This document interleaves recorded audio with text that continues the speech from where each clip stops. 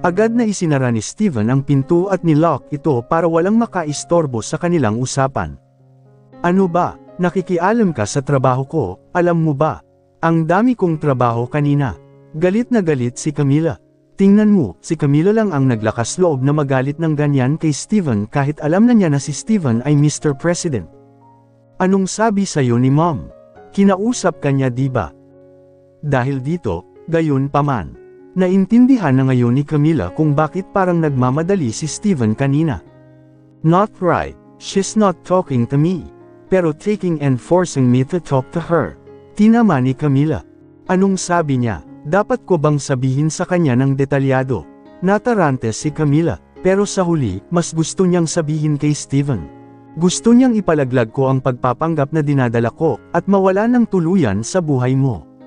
Ang reward, syempre, unlimited amounts of money. Ayon sa request ko, sagot ni Camila. Nahulaan ko na, at pumayag ka. Huminga ng malalim si Camila. Malaki ang kita kung papayag ako, sagot niya. Anong ibig mong sabihin? Oo, dapat pumayag na ako. It was truly a golden opportunity. Ikaw na babae ang mata ng pera. Paano ko makakalimutan ang katotohanan na ang babaeng ito ay napakabaliw sa pera? Nagsasawa na si Steven. Oo, pero tumanggi ako, dahil siniraan na naman ako ng nanay mo. Patay na presyo para sa akin ang paggalang sa sarili. Walang halaga ng pera ang makakabili ng pride ko, patuloy ni Camila. Oh, tinanggihan niya ito, di ba? Natahimik si Steven. It is done, right? Yun lang ba ang gusto mong itanong? Hindi sumagot si Steven. Galit na hindi pinansin, pinili ni Camila na umalis doon. Pero hinawakan siya ni Steven sa kamay. Teka, ano pa? Tanong ni Camila na may inis na ekspresyon. I need you to do one more thing for me, sabi ni Steven. Itong lalaking ito, sa pag-arte kahapon, marami na akong bagong problema. Ano pa ngayon? Ano ang gantimpala? Ngunit hindi agad tumanggi si Camila. Sino ang nakakaalam, ang gantimpala ay lubos na makikinabang sa kanya. Pera lang ang pakialam mo. What a gold digger, huling sinabi yun ni Steven. Ngayon ay si Camila na ang nag-roll eyes. Oo, ano pa ba ang mapapakinabangan ko sa ginagawa natin? Wala naman, pera lang. Siyempre pera lang ang iniisip ko. Sagot ni Camila na hindi tinanggap ang mga salitang ganyan. Kahit na totoo. Sabay sa alok na binigay ng nanay ko sayo. At ayon namumungay agad ang mata ni Camila. Ayusin mo yang titig mo. Pinagkakasakitan mo ako. Nagkibit balikat si Camila. Seryoso ka? Sige, pumayag ako, nasabi na lang ni Camila. Gayunpaman, hindi niya alam kung ano ang susunod na aasahan. Sabi mo pumayag ka, you can't go back on your word, sabi ni Steven. Oo, magiging sulit ang pera mo, sigurado ako. Hindi ko nababalikan ang mga sinabi ko. Tandaan mo, hindi maliit ang perang hihingin ko. Nabangkarot sana kita. Go off. I'll call you later, after all the preparations are done. Ba't niya ako pinalayas? Pero agad namang lumabas si Camila. Si Steven naman, agad na nakipag-ugnayan ang lalaki sa kanyang personal attorney. Nagkita tayo ngayon. May importante kang gustong pag-usapan sa iyo. Sige po sir, punta na po ako sa pwesto nyo. Natapos ang tawag. Seryoso ang mga mata ni Steven. Hindi naman ganoon kaseryoso. Ano, hindi. Umirap si Camila matapos basahin ang mga kondisyong ibinigay sa kanya ni Steven para sa ganoong kalaking pera. Anong ibig mong sabihin dito? Ayoko na, I withdraw my words. Isinara ni Camila ang dokumentong ginawa ni Steven nang wala sa oras kasama ang kanyang abogado. Remember what you said to me before. You're not going to go back on your word, sabi ni Steven. Mukha namang kalmado ang lalaki. Kabaligtaran ni Camila na sumabog. Oo, pero that was before I knew that the terms, I have to marry you. Are you crazy? Sign it now, utos ni Steven. Hindi, lahat ng desisyon ay akin. At tumatanggi akong pirmahan ito. Napatingin si Camila kay Steven gamit ang kanyang mabangis na tingin. Alam ni Steven kung matigas din siya kay Camila, hindi sisang-ayon ang babaeng ito. Nagpatuloy lang siya sa pagharap dito ng malamig ang ulo. Hindi magtatagal ang kasal, this is just to make mom stop set up with that woman.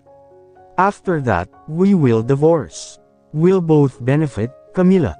I got what I wanted. And you get your money. Huwag ka maging tanga. This is a golden opportunity, sabi ni Steven. Natahimik agad si Camila. Napaisip siya sa mga salitang iyon. Ngunit may katotohanan ang sinabi niya. Kung tutusin, hindi ba ito ang gusto mo noon pa man? Ito ang dahilan kung bakit patuloy kang nagsisikap na makasama ako. Magandang pagkakataon ito. Nagsimulang matarante si Camila. Pumayag na sana siya, pero may biglang pumasok sa isip niya at napatigil si Camila muli. Napansin ni Steven ang pagbabago ng hitsura. Nanlilisik ang tingin ni Camila. Anong iniisip niya? Mukhang malungkot siya. Bagamat curious, pinili ni Steven na huwag itong tanungin. Ano ang iyong sagot? Kailangan ko ng oras, sabi ni Camila. Ngumuso si Steven. 2 araw lang ang binigay ko sa'yo. Bumalik ka sa akin kapag tapos na ang oras. Don't waste my time. Napaisip si Camila. Iniisip pa rin niya ang alok sa kanya ni Steven. Napatingin si Camila sa kanyang mga anak. Kailangan ko ng maraming pera para maibangon sila. Hangad ko ang magandang kinabukasan nila. Hindi katulad ko. Ang kanyang mga anak ang isa sa mga dahilan kung bakit gustong tanggapin ni Camila ang alok ni Steven. Ngunit sa kabilang banda, namimiss ko siya. Nasaan ka? May isang taong matagal na niyang hinihintay. Ang lalaking minahal ng sobra ni Camila. Ang taong nagtagumpay sa pagpapapaniwala kay Camila na umiral ang pag-ibig. Napaka-gentleman. Isang lalaking marunong magtrato sa kanya ng maayos. Ang lalaking hindi kailanman naging insecure kay Camila. Ex-boyfriend ni Camila. Biglang tumulo ang luha ni Camila. Mabilis niya itong pinunasan. Ayaw ni Camila na makita siya ng kanyang mga anak sa ganoong kahinaang kalagayan na umiiyak ng ganoon. Bakit ka umalis ng ganyan? Dapat may ipinaliwanag ka muna sa akin. Hindi ko man lang alam ang dahilan kung bakit bigla kang nawala. Ano dapat ko sumuko sa'yo? Noong gabing iyon, nahaharap si Camila sa isang pambihirang pakiramdam ng pag-aalinlangan. Pero nauubos na ang oras ni Steven. Bukas ang oras na kailangan niyang ibigay kay Steven ang sagot. Ano ang dapat kong piliin? Dumating ang araw na kinailangan ni Camila na magbigay ng kanyang desisyon. Ano ang iyong sagot? Nagpalitan ng matalim na tingin sina Camila at Steven. Curious si Steven sa sagot ni Camila. Si Camila naman, naikuyong ng babae ang kanyang mga kamao. Napag-isipan ko na ito, at ito ang aking desisyon. Walang oras para umatras. I agree, sagot ni Camila sa huli. Nang marinig ang sagot na iyon, umangat ang sulok ng labi ni Steven. Smart decision. May kilala akong babaeng gold digger na kagaya mo. Huwag mo akong tignan ng ganyan. Hindi mo alam kung ano ang kalkulasyon ko, sabi ni Camila sa mahinang tono, nagbabala kay Steven. Walang pakialam si Steven. Pumayag ka kasi. Pirmahan mo to. Mag-uusap pa tayo pagkatapos mong pirmahan. Hindi na nagsalita pa, agad na pinirmahan ni Camila ang dokumento. Nakapirma na. Okay, magkikita rin tayo ng mga magulang natin para pag-usapan ito. Sige, I will marry Camila, sabi ni Steven sa harap ng kanyang mga magulang. Agad na umirap ang ama at ina ni Steven. Hindi talaga sila naniniwala sa sinabi ni Steven. Ngunit nang makita nila ang titig ni Steven, walang duda doon. Steven, niloloko mo siguro ako, sabi ni Mrs. Richards sa mataas na tono. Seryoso ako kung bakit ko sinabi. Inihanda ko na ang lahat. 3 weeks from now on, I will marry Camila. Ani Steven na muling ikinagulat ng kanyang mga magulang. Hindi lang sila pati si Camila. Ano? 3 linggo na lang mula ngayon. Bakit biglaan? Hindi pa niya ito napag-usapan. Pero sa kabutihang palad, naiayos ni Camila ang kanyang ekspresyon para walang makapagsabi na gulat siya ngayon. Steven, marriage is not something you can play around with. Sacred ang marriage. Tsaka isa kang kilala ng maraming tao. Maraming considerations na dapat mong pag-isipan bago ka talaga magpakasal. Hindi ba ito masyadong biglaan? Di ba sabi ni nanay at tatay mo gusto mo agad magkaapo? Pagbibigyan ko kung yan ang gusto mo, ani Steven. Ang sagot ni Steven, syempre, sapat na para mag-checkmate. Oo, ngunit hindi mula sa babaeng ito. Sabi ng ina, napatingin agad siya kay Camila. Ikaw, anong ginawa mo sa anak ko? Bakit siya nagkakaganito? Kahit kailan hindi naging masunurin ang anak ko. Bakit ngayon ay dissident na siya? Ikaw dapat ang pangunahing dahilan kung bakit naging ganito siya. Anyway, I totally disagree. Sabi ng ina. Steven, pag-isipan mo ulit, mas kalmadong tugon ng kanyang ama. My decision was my final. I'm getting married to Camila. And what you talked about earlier will not change my decision, huling sabi ni Steven. Nagpalitan ng tingin ang mag-ina at si Camila. Si Mrs. Richards ay parang, mag-ingat ka lang. Si Camila naman, parang napakalma ng babaeng iyon. Ano, Camila, hindi ka nagbibiruha. Maya-maya, kailangang sabihin ni Camila sa kanyang ina na ikakasal na siya. Yes, Maria, I've already decided. This marriage is only temporary. After Mr. Richards was done with his business, he's going to divorce me. Then I will get my money, paliwanag ni Camila. Handa ka na ba sa panganib na tatanggapin mo? Sabi mo ayaw talaga ng nanay ng asawa mo. Kahit na minsan ang nanay ni Camila ay napakabangis kay Camila at napakaanghang ng kanyang bibig, pero sa kaibuturan ko, syempre, mahal niya si Camila at ayaw niyang masaktan si Camila. Tumango si Camila. Para sa kapakanan ng aking mga anak, gagawin ko ang lahat. Huminga ng malalim ang ina. Fine, if that's your decision. I support you. Mag-ingat ka lang, Camila. Maraming dark sides ang makukuha mo sa mga mayayaman, sabi ng ina. Ngumiti si Camila. Salamat, inay. Mananatili akong payo mo sa aking isipan. Pero I have one request, ani Camila. Ano, sabihin mo na. Ayokong malaman ni Steven o ng pamilya niya na may mga anak ako. Hindi dahil nahihiya akong nagkaroon ng mga quintuplets. Pero ayokong maapektuhan ng gusto ang mga anak ko sa kasal na ito. Sana maintindihan mo, panipi. Natahimik agad ang ina ni Camila. Matapos ang ilang segundo, tumango ang babae sa kanyang ulo. Kung yan ang gusto mo, sige. Hindi lang sinabi ni Camila sa kanyang ina kundi pati na rin kay Faith. Ganon din sa ibang reaksyon. Laking gulat ni Faith, ngunit unawain kung bakit iyon ang pinili ni Camila. Sira na ang sapatos ko. Gusto kong bumili ng bago. Napangiti si Amara. Marami siyang bibilhin ngayon. Ang perang ipinadala mula kay Mr. Richards ay nasa kanyang account na. Si Amara ay nasa pinakamalaking luxury mall sa sentro ng lungsod. Mag-isa lang dumating si Amara. Pumasok siya sa kanyang subscription boutique. Nang masayang tumingin sa paligid, may tinatitigan si Amara. Ang kanyang napakagandang kalooban ay agad na bumaba ng gusto nang makita ang figurang iyon. Agad namang nagtago si Amara sa likod ng mannequin. Tumalim ang kanyang tingin. Yan, Camila, bakit siya napunta dito, sa isang luxury boutique na ganito? Ang ikinainis ni Amara ay hindi dahil kay Camila, na nasa luxury boutique na ito, kundi ang pagdating ni Camila na may kasamang 2 bodyguard na nagbabantay sa kanya at hawak ang maraming grocery bags niya. Hindi talaga makapaniwala si Amara sa kanyang nakikita. Sinampal niya ang sariling pisngi. Sana na naginip lang siya ngayon. Ngunit tila, ito ay isang katotohanan. Camila, anong nangyari? Bakit siya biglang yumaman ng ganito? May mga bodyguard pa siya ngayon. Hindi ba siya napakahirap at naghihirap kasama ang kanyang 5 anak? What the heck is going on? Biglang sumibol ang inggit sa kanya. Nagtataka, agad na lumabas si Amara sa kanyang pinagtatagwan. Naglakad siya palapit kay Camila. Camila, long time no see, biglang sabi ni Amara. Agad namang nakatingin si Camila sa mga damit. Ibinaling niya ang tingin kay Amara. Medyo nagulat si Camila. Hindi nakita ni Camila ang babaeng ito sa loob ng maraming taon. At ngayon, aksidente silang nagkita sa butik na ito. Amara, napangiti si Amara. Matagal na tayong nagkita. You look very healthy and beautiful, casual niyang sabi. Ngumiti lang si Camila. Tungkol kay Amara, naiintindihan na ni Camila na hindi mabuting kaibigan si Amara.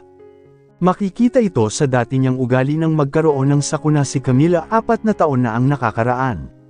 Ang babaeng ito ay ganap na walang simpatiya sa kanya. Naalala pa ni Camila ang mamahaling relo na nakuha ni Camila kay Steven. Matapos itong makuha ni Amara, hindi na bumalik ang babaeng ito. Siguro dahil malaki ang kinita ni Amara sa mamahaling relo na iyon. Sino ang nakakaalam? Si Camila ay tamad na makaalala. Oo, as seen, I'm healthy and fine. Ang iyong buhay ay sapat na mabuti. Narinig ko ang tungkol sa iyo at Good. Very good. Napakasaya ng buhay ko, Amara. Salamat sa pagtatanong. Mabilis na pinutol ni Camila ang sinabi ni Amara dahil alam niyang pag-uusapan ni Amara ang tungkol sa mga quintuplet. Nandito ang mga bodyguard ni Steven.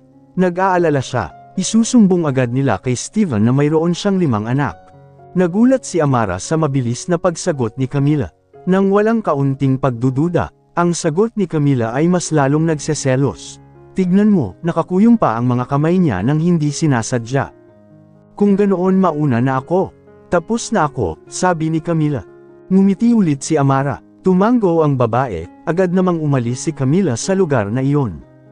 Hindi siya namili doon dahil hindi siya komportable sa presensya ni Amara. Si Amara naman, panay ang tingin ng babae kay Camila na may selos at puot na mga mata. Camila, hindi kita hahayaang maging masaya. Pahihirapan kita tulad ng dati. Hindi ka mabubuhay ng masaya ng ganyan. We will see. Sooner or later, babalik din ang paghihirap mo. Sabi ni Amara sa mababang tono. Nawala lang ang mood ko sa pamimili ng makitang masayang namumuhay si Camila tulad ng dati. God damn it. Agad na umalis si Amara sa butik at bumalik sa kanyang apartment. Agad na nag-isip ng plano ang babae para muling maging miserable si Camila. Ano ang dapat kong gawin ngayon? Hindi pa rin mapakali si Amara hanggang ngayon. Hindi pa rin niya alam kung ano ang gagawin niya para pahirapan si Camila. Sa kanyang pag-iisip, biglang tumunog ang kanyang cellphone. Ito ay isang banyagang numero. Walang pangalan doon. Curious, sinagot agad ni Amara ang tawag. Yes. Hello. Sino ta? Tanong ni Amara to the point. This is me, Franco. Babalik ako. Nang marinig ang pangalang iyon, agad na tumibok ng napakabilis ang tibok ng puso ni Amara. Hindi ba siya nagkamali ng narinig? At ano ang sinabi ng lalaki? Bumalik na siya. Franco, oo, I want to meet. There is something I want to talk to you, sabi niya. Huminto muna si Amara bago sumagot. Alright, we meet today. State the location, sabi ni Amara. Pagkatapos nun, nag-end na yung call. Tinitigan ni Amara ang kanyang refleksyon sa salamin. Oh, tingnan mo ang itsura ng kanyang tusong mukha ay lumitaw. Ngayon alam ko na kung ano ang gagawin, sabi niya na may matalim na ngiti na perpektong nakaukit. Mukhang masaya ang mukha ni Amara. Hindi niya akalain na sa lahat ng oras na ito ay kokontaken siya ni Franco, na parang nilamon ng lupa. Si Franco ay ex-boyfriend ni Camila. Alam niya dahil ilang taon na silang magkasama ni Camila. Alam na alam ni Amara na may napaka-espesyal na relasyon sina Camila at Franco. Mahal na mahal ni Camila si Franco. Nasaksihan pa ni Amara kung gaano kalungkot si Camila nang iwan lang siya ni Franco nang walang dahilan. Ang ikinatutuwa ni Amara ay ang pagbabalik ni Franco. I will get them back together. Kawawa naman si Franco. Hindi man lang maibigay ng lalaking iyon kay Camila ang luho at kaligayahan ng pera kapag nililigawan niya si Camila. Mula sa kasalukuyang estado ni Camila, alam na ni Amara na dapat ay may napakayaman na manliligaw si Camila. Dapat ang lalaking iyon ang nagpapasaya sa buhay ni Camila ngayon. Gusto ni Amara na makipaghiwalay kay Camila sa kanyang mayaman na manliligaw at makipagbalikan kay Franco, ang kawawang lalaki.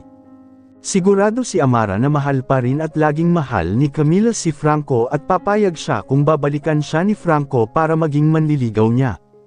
Camila, babalik ka sa pagiging mahirap tulad ng dati.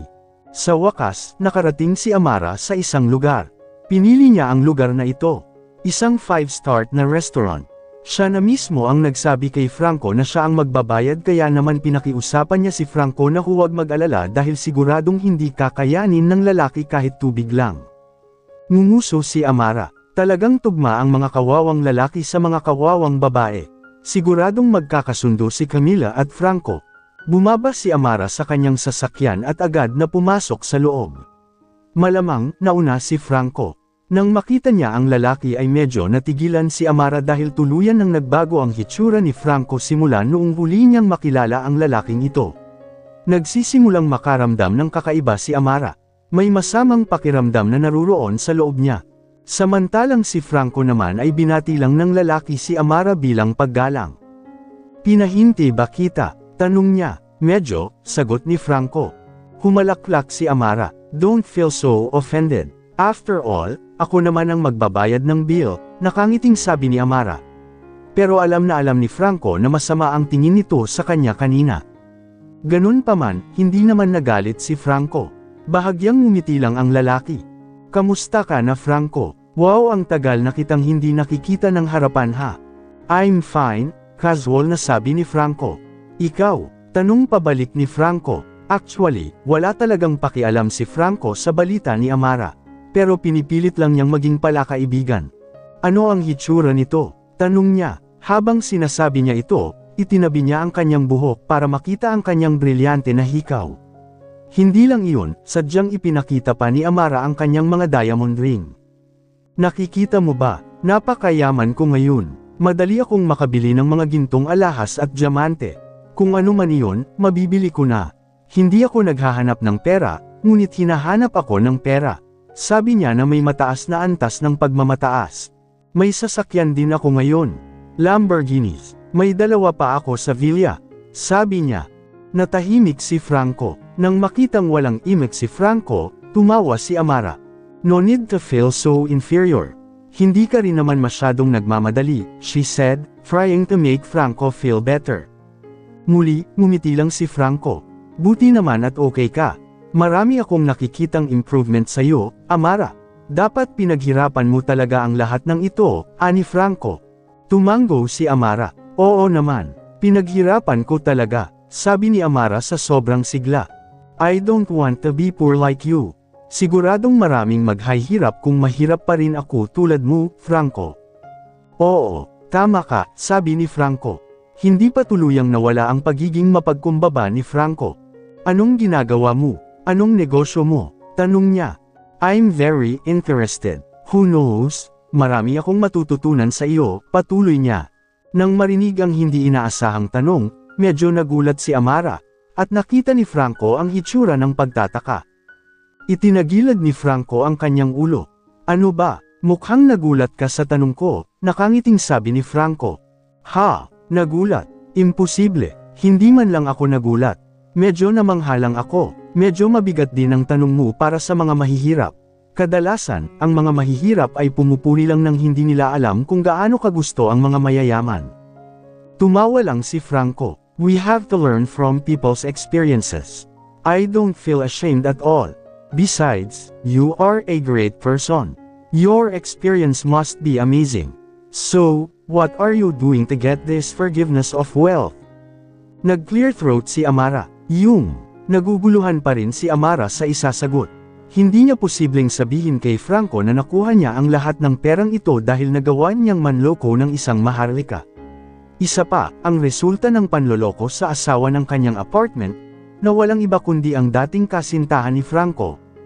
Natahimik si Franco, naghihintay ng interesanteng sagot na ibibigay ni Amara sa kanya.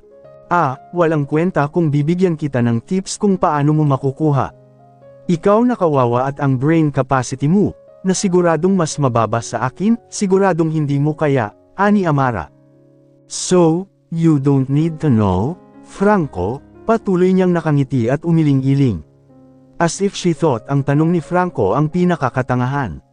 Ganun ba? Tanong niya, mukhang relax na relax pa siya. Binigay ng server ang menu kina Amara at Franco. Pumili ka ng kahit anong gusto mo. Tandaan mo, hindi mo kailangang matakot. Lahat ng babayaran ko. Okay, sige. Pumili ng pagkain sina Franco at Amara.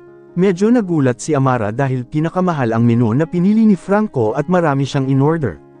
Hirap lunukan ni Amara ang kanyang laway. Nakangiting tumingin si Franco kay Amara. Ano ito? Inosenteng tanong ni Franco. Ahem, nag-clear throat si Amara. Sigurado ka bang gusto mong i-order lahat yan? Tanong niya. Oo, sabi mo pwede kong piliin lahat ng gusto ko, di ba? Nagkataon, gutom na gutom ako. Wala akong oras kumain ngayon. Pero gusto ko agad kitang yayain na magkita. Okay lang naman di ba? Tanong ni Franco para makasigurado. Ganun ba? Oo, ayos lang, ikaw na ang bahala. Sabi ni Amara sabay awkward na tawa dahil gulat na gulat pa rin siya.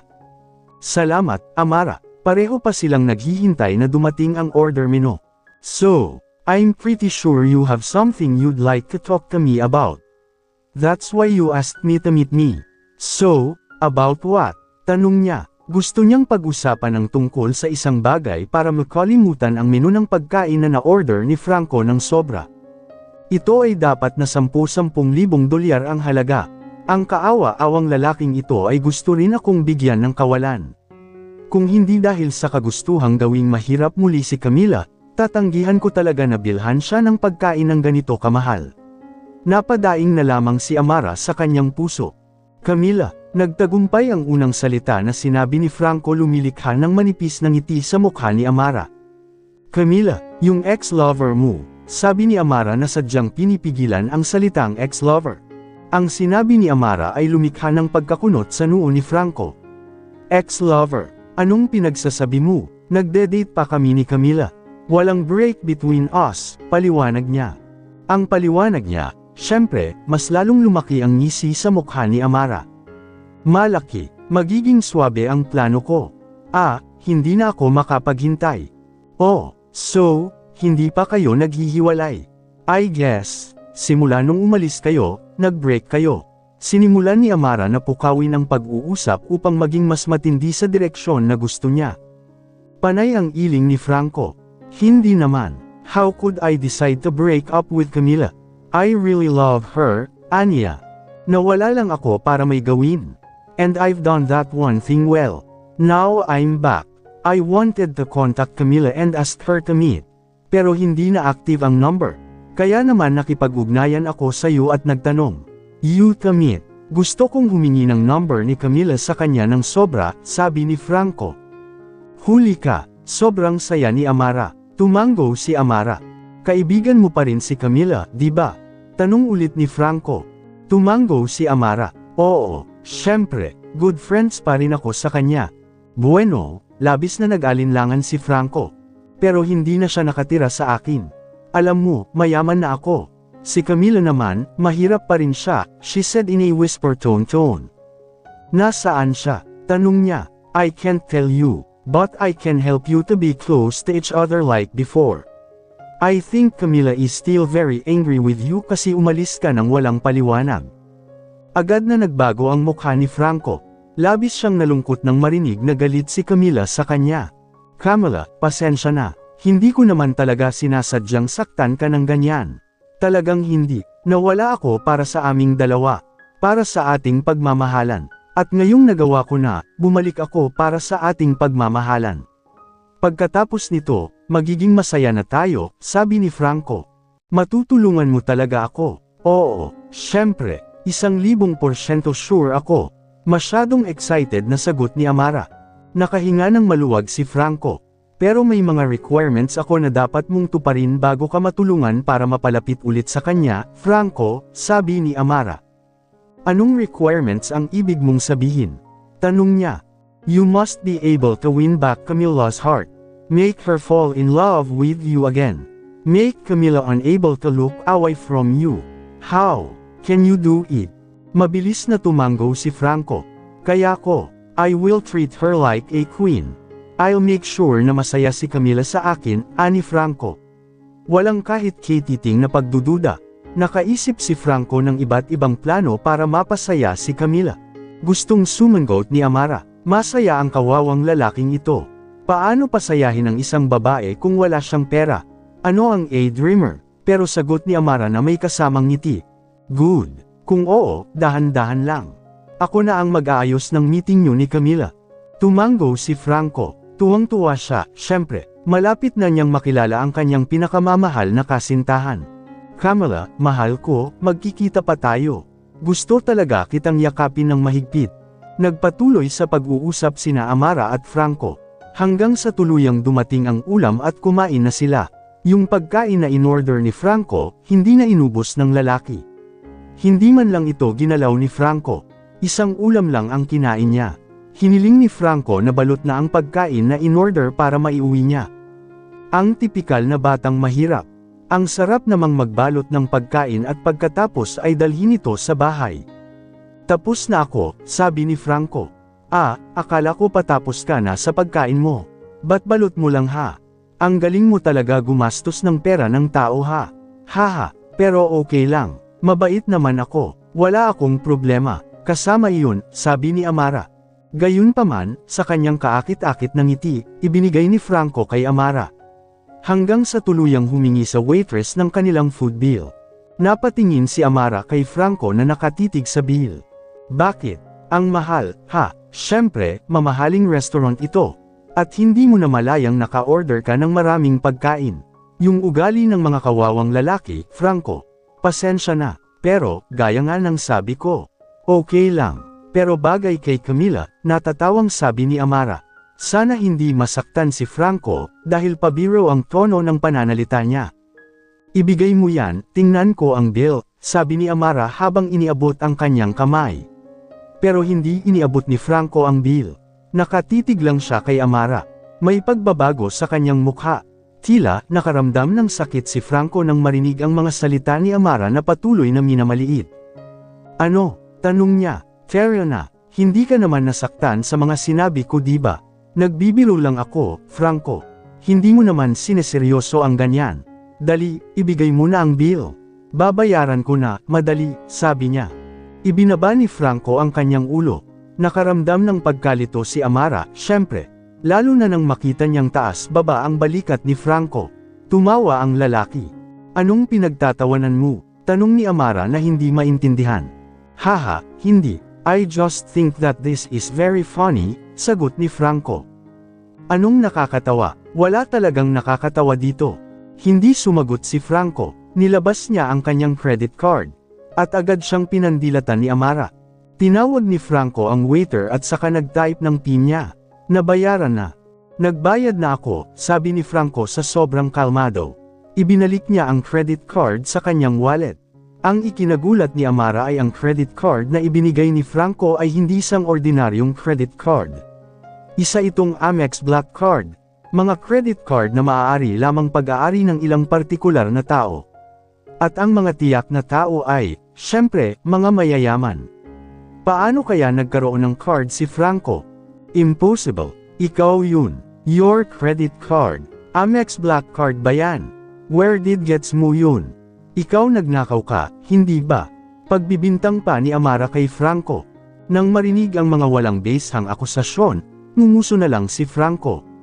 Umiling ang lalaki. Hindi, akin ta, sabi niya. Paano ba naman? Ikaw kawawa ka naman, Franco. Walang paraan para makuha mo yung card na yan. Magtapat ka sa akin, nagnakaw ka na ha. Halika, umamin ka. Patuloy sa pagdidiin si Amara kay Franco. Umiling si Franco, not at all. This is indeed my card. And I always have this. Kahit na sa tingin mo mahirap ako. Wala lang. Tsaka yung tawag mo sa akin that time, sabi ni Franco habang nakangiti kay Amara. Hindi normal na ngiti, kundi isang mapanuksong ngiti. Hindi pa rin maproseso ni Amara ang nangyari. Anong ibig mong sabihin? Hindi ko talaga maintindihan, sabi ni Amara. Nagpapanggap lang akong mahirap, Amara. Lalong nanlilisik si Amara. Magpanggap. So ikaw. Tumango si Franco. Oo, exactly what you think. I just want to see kung may sincere na babae na hindi pinapahalagahan ang yaman na meron ako that time. You underestimated me a lot noon. Namutla ang mukha ni Amara nang marinig iyon. Isang flashback tungkol sa pakikitungo niya kay Franco na talagang napakasama. Hindi ko. No need to explain anything. After all, from the first time ay nakilala kita, hindi ako naakit. Hindi ako yung tipo ng tao na mahilig manghusga. Pero nung una kitang makita, alam ko lang na hindi ka magandang babae. Ibig kong sabihin, palagi mong tinitingnan ang mga tao mula sa kanilang mga pag-aari, sabi ni Franco. Umiling si Amara. Hindi, Franco, mali ang pagkakaintindi mo. I told you there's no need to explain, Amara. I don't care. Nahanap ko na si Camila. Isang napakagandang babae, mabait. At higit sa lahat, hindi niya minamaliit ang iba. Ito ang katangian ni Camila na I like the most, sabi ni Franco. Naikuyom ni Amara ang kanyang mga kamao. Bakit laging ganito ang swerte ni Camila? Noon, kung hindi niya inagaw ang mamahaling relo na iyon, tiyak na ang nasa posisyon niya para tangkilikin ang yaman na iyon ay si Camila. At ngayon si Franco, hindi mahirap ang lalaking ito. Pero nagpapanggap lang na mahirap. Noong una, gusto talaga ni Amara na ay parehas si Franco kay Camila para tuluyan ng maging mahirap si Camila, Pero pagkatapos niyang malaman na nagpapanggap lang si Franco, nagbago ang isip ni Amara. Tumayo si Franco. Dinala niya ang food bag na hiniling niyang ipack at agad na umalis doon. Franco, teka, walang pakialam si Franco kay Amara. Sa totoo lang, sawa na siya sa lahat ng ito. Ngunit ibinuhos lang niya ang kanyang pagkadismaya sa huling pagkakataon. Napatitig si Franco sa dala niyang pagkain. Ibibigay niya ang mga pagkain ito sa mga walang tirahan na nangangailangan. Sinadya din niyang umorder ng marami nitong pagkain, at simula pa lang ay plano na ni Franco na bayaran ito. Gusto lang niyang malaman kung hanggang saan siya ipapahiya ni Amara. Turn out, she's even worse than last time. I'm not sure na yumaman pa nga siya dahil sa hirap niya. Si Amara ang tipo ng babae na gustong kumita ng mabilis. At tiyak na alam ko kung ano ang magagawa ng mga babae para kumita ng ganoon kabilas na pera. Ngunit walang pakialam si Franco. Franco, teka, gusto kitang makausap. Hindi man lang lumingon si Franco. Patuloy siyang sumulong. Kahit binilisan ang takbo niya, nasa harap na siya ng sasakyan niya. Ilagay ang pagkain sa likurang upuan at umalis. Parang nahihirapang huminga si Amara dahil sa bilis ng takbo niya. I have to find a way to see Franco again. He can't meet Camila. Sasabihin ko sa kanya na may ibang boyfriend na si Camila, at may 5 anak na siya. Si Franco, siguradong magdadalawang isip siya na makipag-date ulit kay Camila.